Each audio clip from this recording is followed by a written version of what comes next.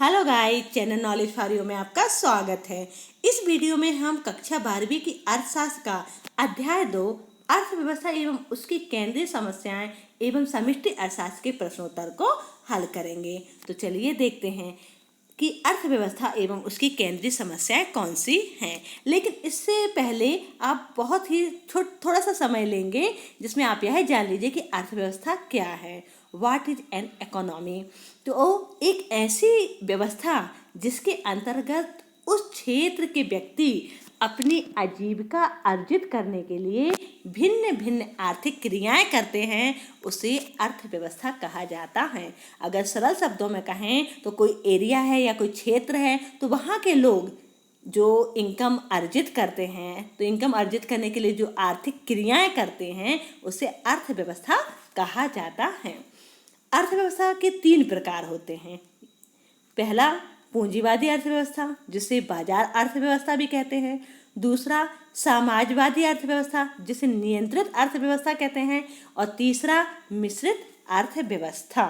तो हमारे भारत देश में कौन सी अर्थव्यवस्था है, आपको तो पता ही होगा, मिश्रित अर्थव्यवस्था।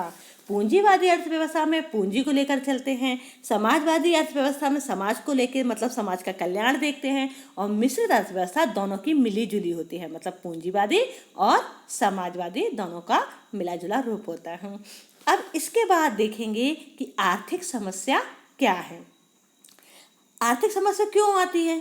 क्योंकि हम सभी जानते हैं कि जो मानव की आवश्यकताएं हैं वो कैसी हैं, असीमित होती हैं, और साधन कैसे होते हैं, सीमित होते हैं। ठीक, तो इन्हीं असीमित आवश्यकताओं की पूर्ति के लिए जो सीमित साधन होते हैं उनका वैकल्पिक यूज होता है, वैकल्पिक प्रयोग किया जाता है। अब जब हम किसी साधन का वैकल्पिक प्रयोग करेंगे, मतलब चाहे तो हम इस जगह लगा लें या उस जगह लगा लें, हमारे पास 2 प्रकार की मतलब है ना साधन, उस साधन का प्रयोग करने का 2 प्रकार के ऑप्शन हो गए। तो इसको कहते हैं चयन या चुनाव की समस्या। तो इसे आर्थिक समस्या कहा जाता है। और इसके बाद ये जो अर्थव्यवस्था होती है, इसकी केंद्रीय समस्याएं भी होती हैं। केंद्रीय समस्याएं 3 तो प्रमुख होती हैं, जिनको मौलिक समस्याएं कहा जाता है। पहले होती है क्या उत्पादन किया जाए तथा कितनी मात्रा में किया जाए। दूसरी समस्या होती है उत्पादन कैसे किया जाए, और तीसरा होता है उत्पादन किसके लिए किया जाए। इसके अलावा आधुनिक विचारधारा के कुछ अर्थशास्त्री हैं जिन्होंने 2 समस्याओं को और जोड़ा है। मतलब ये 3 तो हैं ही, पर इनके अलावा 2 समस्याओं को और जोड़ दिया गया है, जैसे कि साधनों का कुशलतम उपयोग कैसे हो, जो साधन हैं, जो रिसोर्सेस हैं, उनका अच्छी तरह से यूज कैसे किया जाए, और इसके बाद है आर्थिक विकास कैसे हो। तो इस तरीके से कुल 5 समस्याएं हो गई। और इन समस्याओं के बाद इन समस्याओं में जो चयन क्या या चुनाव का आता है ऑप्शन, तो वहीं से शुरू होता है उत्पादन संभावना वक्र, जिसे PPC भी कहते हैं। तो ये तो हो गया पूरे अध्याय का निचोड़। अब हम देखते हैं इनके प्रश्न उत्तर को। तो सही विकल्प चुनिए। निम्न में से किस आधार स्तंभ पर आर्थिक समस्याओं का ढांचा खड़ा है? तो यहाँ पर पूछा गया है कि आर्थिक जो समस्याएं हैं उसका ढांचा किस पे खड़ा है। तो सबसे पहले तो हम जानते हैं कि आवश्यकताएं कैसी होती हैं, असीमित होती हैं, और साधन कैसे होते हैं, सीमित होते हैं। तो इसका उत्तर सही क्या हो जाएगा, आ और बा दोनों। तो उत्तर है सा, आ और बा दोनों। अर्थव्यवस्था की केंद्रीय समस्याएं कौन सी हैं? तो यहाँ पर पूछा गया है कि केंद्रीय समस्या कौन सी है। तो साधनों का आवंटन, साधनों का कुशलतम उपयोग, आर्थिक विकास, ये सारी समस्याएं केंद्रीय समस्याएं हैं। निम्न में से कौन सा कथन सही है? मनुष्य की आवश्यकताएं अनंत होती हैं, बिल्कुल सही है। साधन सीमित होते हैं, ये भी सही है। दुर्लभता की समस्या चयन को जन्म देती है, ये भी सही है। तो इसका उत्तर हो जाएगा इनमें से सभी। आर्थिक समस्या मूलतः किस तथ्य की समस्या है? अब यहाँ पूछा गया है कि जो आर्थिक समस्या होती है वह किस तथ्य की समस्या होती है। तो वह होती है चुनाव की समस्या, मतलब चयन करने की समस्या। साधन की प्रमुख विशेषता कौन सी है? साधन की प्रमुख विशेषता यह है कि यह मानव आवश्यकताओं की तुलना में सीमित है। मतलब आवश्यकताएं असीमित हैं और साधन सीमित हैं। इनका वैकल्पिक प्रयोग संभव है, यह भी सही है। तो इसका सही उत्तर हो जाएगा आ और बा दोनों ही। अर्थव्यवस्था को वर्गीकृत किया जा सकता है। तो अर्थव्यवस्था, आपको अभी मैंने बताया ना कि अर्थव्यवस्था को तीन प्रकार होते हैं, पूंजीवाद, समाजवाद और मिश्रित। तो इसमें से सभी ये वर्गीकृत, इसमें से सभी इसका उत्तर हो जाएगा। अर्थव्यवस्था की केंद्रीय समस्या है। अब केंद्रीय समस्या कौन सी है? क्या उत्पादन हो, कैसे उत्पादन हो, उत्पादित वस्तु का वितरण कैसे हो। तो इसका सही उत्तर हो जाएगा उपर्युक्त सभी। निम्न में से किस अर्थव्यवस्था में निजी क्षेत्र एवं सार्वजनिक क्षेत्र का सह अस्तित्व होता है? मतलब ऐसी कौन सी अर्थव्यवस्था है जिसमें निजी क्षेत्र भी होता है और सार्वजनिक क्षेत्र दोनों मिली जुली होती है? तो पूंजीवाद में तो सिर्फ निजी क्षेत्र होता है, प्राइवेट होता है ना। समाजवादी सोशल से रिलेटेड होता है, मतलब समाज से रिलेटेड होता है। और मिश्रित मतलब मिक्स, तो यही सही होगा उत्तर। तो इसका उत्तर हो जाएगा मिश्रित। एक समाजवादी अर्थव्यवस्था का मूल उद्देश्य होता है। तो एक समाजवादी अर्थव्यवस्था का मूल उद्देश्य क्या होता है? समाजवादी की बात की जा रही है यहाँ पर, है ना। अगर यहाँ पर पूंजीवाद की होती है तो वहाँ पर लाभ कमाना हो जाता, लेकिन जब समाजवादी अर्थव्यवस्था का उद्देश्य पूछा जाए और वो भी मूल उद्देश्य, तो वह होता है अधिकतम लोक कल्याण। किस अर्थव्यवस्था में कीमत तंत्र के आधार पर निर्णय लिए जाते हैं? कीमत तंत्र प्रमुखता किसके लिए होता है? पूंजीवाद के लिए होता है, क्योंकि यह प्राइवेट होता है ना, निजी होता है। तो यहाँ पर कीमत तंत्र के आधार पर निर्णय लिए जाते हैं। साधनों के स्वामित्व के आधार पर अर्थव्यवस्थाएं होती हैं। अब साधनों के स्वामित्व की बात की जा रही है यहाँ पर। तो अर्थव्यवस्था कितने प्रकार की होती है? तो केंद्रीकृत योजनाबद्ध अर्थव्यवस्था होती है, बाजार अर्थव्यवस्था भी होती है, मिश्रित अर्थव्यवस्था भी होती है। तो इसका उत्तर हो जाएगा उपरोक्त सभी। उत्पादन के साधनों पर समाज के स्वामित्व वाली अर्थव्यवस्था है। अब जो उत्पादन के साधन हैं और उस पर जब समाज का स्वामित्व हो, मतलब मालिक कौन हो? समाज हो, तब वह कौन सी अर्थव्यवस्था कहलाएगी? वह कहलाएगी समाजवादी अर्थव्यवस्था।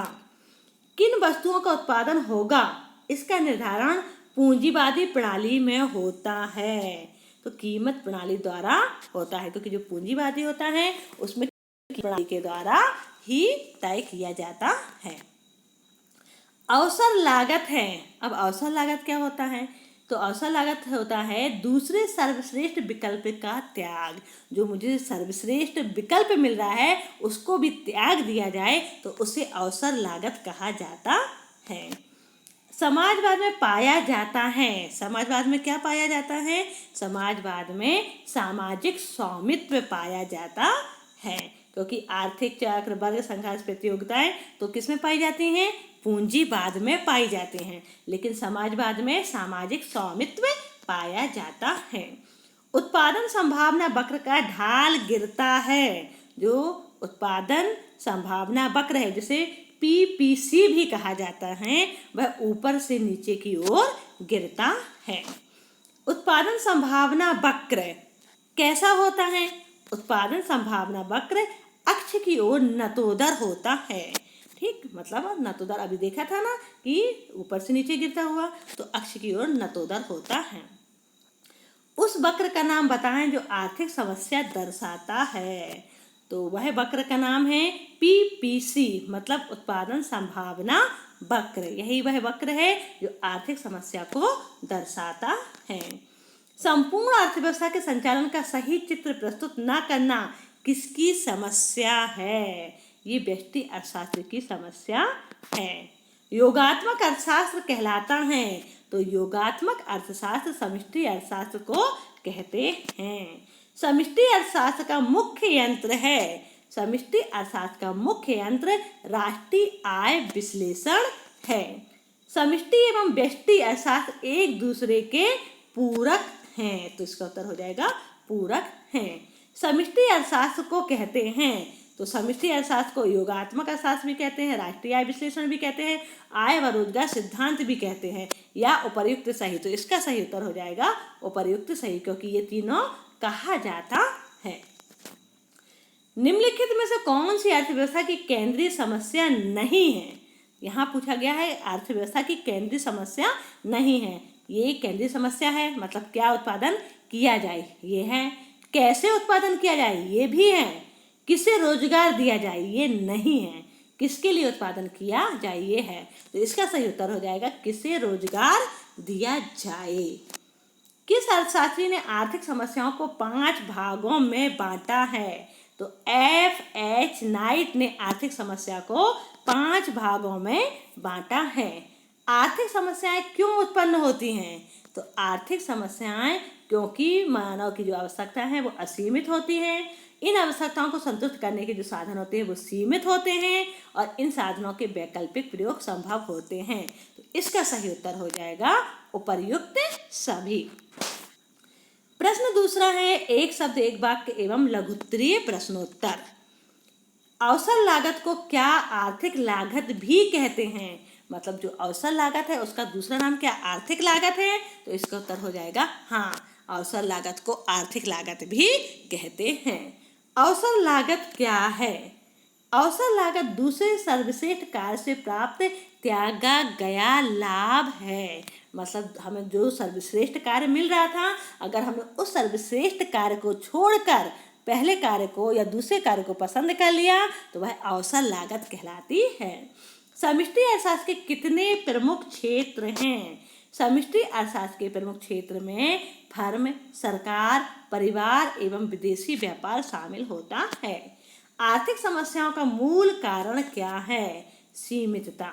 आर्थिक समस्याओं का जो मूल कारण है, इसकी जो जड़ है वह है सीमित। किस चीज की सीमितता? साधनों की सीमितता।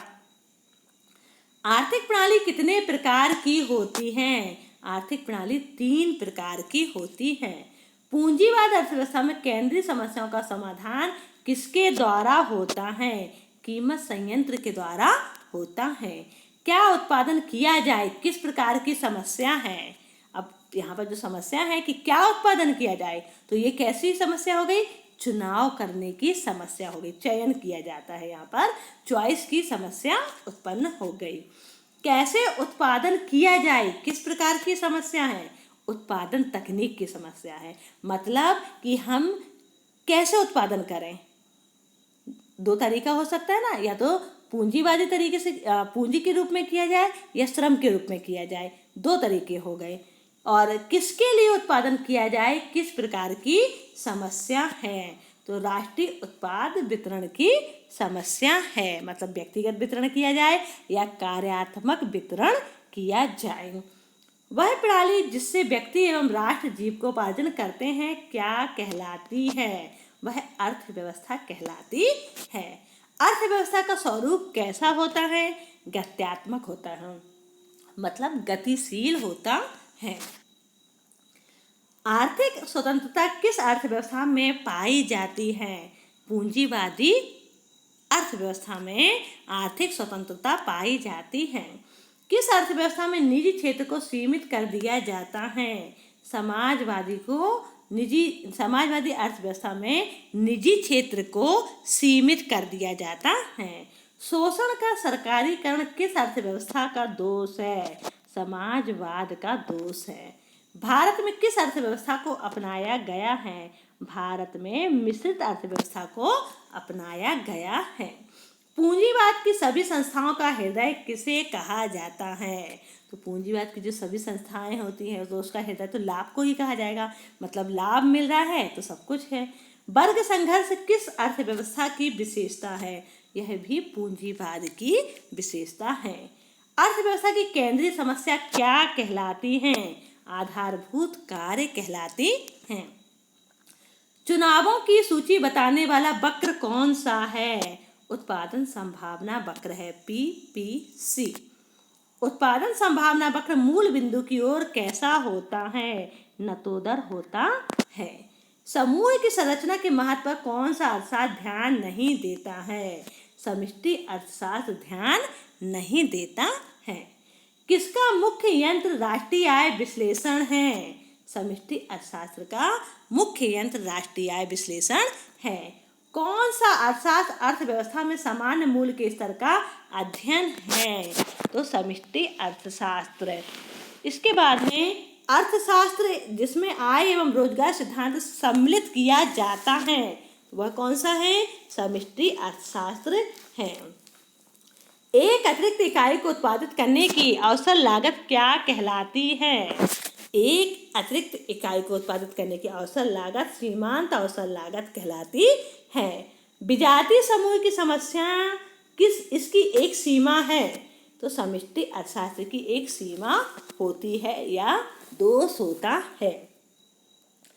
अर्थव्यवस्था की केंद्रीय समस्या क्या है? तो अर्थव्यवस्था की केंद्रीय समस्या किन वस्तु का उत्पादन किया जाए और कितनी मात्रा में उत्पादन किया जाए, वस्तुओं का उत्पादन कैसे करते हैं और वस्तुओं का उत्पादन किसके लिए किया जाए, और इसके बाद चौथा है आर्थिक विकास और पूर्ण रोजगार की स्थापना। इसके अलावा भी हम दूसरे तरीके से लिख सकते हैं, वो हमने पहले ही आपको बता दिया है। बाजार से क्या आशय है? बाजार व्यवस्थाओं का एक ऐसा समूह है जहां आर्थिक अभिकर्ता अपने धन अथवा उत्पादों का परस्पर आदान प्रदान करते हैं। मिश्रित अर्थव्यवस्था से क्या आशय है? वह अर्थव्यवस्था जिसमें निजी एवं सार्वजनिक उद्यम दोनों एक साथ कार्य करते हैं मिश्रित अर्थव्यवस्था कहलाती है। बाजार अथवा पूंजीवादी अर्थव्यवस्था से क्या आशय है? वह अर्थव्यवस्था जिसमें सभी आर्थिक निर्णय बाजार की अंतःक्रिया पर निर्भर होते हैं बाजार अथवा पूंजीवादी अर्थव्यवस्था कहलाती है। अर्थव्यवस्था कितने प्रकार की होती है? अर्थव्यवस्था 3 प्रकार की होती है, केंद्रीकृत योजनाबद्ध अथवा समाजवादी अर्थव्यवस्था, बाजार अथवा पूंजीवादी अर्थव्यवस्था और मिश्रित अर्थव्यवस्था। केंद्रीकृत योजनाबद्ध अथवा समाजवादी अर्थव्यवस्था से क्या आशय है? वह अर्थव्यवस्था जिसमें सभी आर्थिक निर्णय किसी एक केंद्रीय सत्ता द्वारा लिए जाते हैं उसे केंद्रीकृत योजनाबद्ध अथवा समाजवादी अर्थव्यवस्था कहते हैं। पूंजीवादी अर्थव्यवस्था में केंद्रीय समस्याओं का समाधान किसके द्वारा किया जाता है? कीमत यंत्र के द्वारा किया जाता है। उत्पादन संभावना क्या है? किसी भी अर्थव्यवस्था में पाए जाने वाले संसाधन उसके लक्ष्यों की तुलना में हमेशा सीमित मात्रा में होते हैं। सीमित संसाधन होने के कारण इनके वैकल्पिक प्रयोग किए जाते हैं, जिससे कि प्रत्येक समाज को यह निर्णय करना होता है कि वह वस्तुओं एवं सेवाओं के उत्पादन के लिए प्रत्येक संसाधन की कितनी मात्रा का प्रयोग करे। अतः इस दृष्टि से उपलब्ध संसाधनों तथा उनके द्वारा उत्पादित की जाने वाली वस्तुओं एवं सेवाओं के सभी संभावित उत्पादन संयोगों की एक अनुसूची मतलब लिस्ट तैयार कर ली जाती है, उसे उत्पादन संभावना कहा जाता है। समष्टि आर्थिक विश्लेषण किसे कहते हैं? समष्टि आर्थिक विश्लेषण अर्थशास्त्र की शाखा है जिसमें संपूर्ण अर्थव्यवस्था एवं अर्थव्यवस्था से संबंधित बड़े योगों व औसतों का उनके व्यवहार एवं पारस्परिक संबंधों का अध्ययन किया जाता है, जैसे राष्ट्रीय आय, रोजगार, राष्ट्रीय बचत, राष्ट्रीय निवेश आदि। अर्थव्यवस्था की विषय वस्तु क्या है? अर्थशास्त्र की विषय वस्तु के अंतर्गत उपभोग, उत्पादन, विनिमय, वितरण तथा राजस्व का अध्ययन किया जाता है। अर्थशास्त्र की विषय वस्तु उपभोग, उत्पादन, विनिमय एवं राजस्व को आधुनिक अर्थशास्त्र 2 भागों में बांटते हैं। पहला है व्यष्टि आर्थिक विश्लेषण और दूसरा है समष्टि आर्थिक विश्लेषण। व्यष्टि आर्थिक विश्लेषण में व्यक्तिगत एवं विशिष्ट इकाइयों का अध्ययन किया जाता है, जैसे एक फर्म, एक उपभोक्ता, एक उद्योग। समष्टि आर्थिक विश्लेषण में संपूर्ण अर्थव्यवस्था या अर्थव्यवस्था के योगों का अध्ययन किया जाता है, जैसे राष्ट्रीय आय, राष्ट्रीय बचत, कुल उपभोग, कुल आय आदि। केंद्रीकृत योजनाबद्ध अर्थव्यवस्था तथा बाजार अर्थव्यवस्था में अंतर बताइए। आप लोग जानते हैं कि केंद्रीकृत योजनाबद्ध अर्थशास्त्र जो अर्थव्यवस्था जो होती है उसे समाजवाद भी कहा जाता है और बाजार अर्थव्यवस्था को पूंजीवाद अर्थव्यवस्था कहा जाता है। तो यहाँ पर हम इनमें क्या अंतर है वो देख लेते हैं। केंद्रीकृत योजनाबद्ध अर्थव्यवस्था के अंतर्गत सरकार या केंद्रीय सत्ता उस अर्थव्यवस्था के सभी महत्वपूर्ण कार्यकलापों की योजना बनाती है। मतलब केंद्रीकृत योजनाबद्ध अर्थव्यवस्था मतलब समाजवादी में समाज के द्वारा सरकार के द्वारा कार्य किया जाता है या योजना बनाई जाती है, जबकि बाजार अर्थव्यवस्था में सभी आर्थिक क्रियाकलापों का निर्धारण बाजार की स्थिति के अनुसार होता है। इसमें उत्पादन समाज कल्याण के उद्देश्य से किया जाता है। मतलब जितना भी उत्पादन किया जा रहा है वह किस लिए किया जाता है? समाज कल्याण के उद्देश्य के लिए। और इसमें उत्पादन लाभ के उद्देश्य से किया जाता है। मतलब यहाँ पर क्योंकि ये प्राइवेट है और प्राइवेट क्या चाहेगा कि उससे अधिक लाभ हो। इसमें उत्पादन कारकों मतलब जो साधन होते हैं पर सरकारी स्वामित्व होता है। मतलब मालिक कौन होता है? सरकार होती है। और इसमें उत्पादन कारकों यानी साधनों पर निजी स्वामित्व होता है। इसमें उपभोक्ता का प्रभुत्व बाधित होता है। मतलब जो उपभोक्ता होता है उसका प्रभुत्व नहीं होता और जबकि इसमें उपभोक्ता का प्रभुत्व होता है। तो ये हमारा समाजवादी और पूंजीवादी में अंतर हो गया। इसी तरीके से इसके जो गुण दोष होते हैं मतलब पूंजीवादी के गुण दोष, इसकी विशेषताएं, मिश्रित अर्थव्यवस्था के गुण दोष, उसकी विशेषताएं, समाजवादी के गुण दोष और विशेषताएं आप मेरे दूसरे वीडियो में देख सकते हैं जो आपको पूरा डिटेल में बताया गया होगा।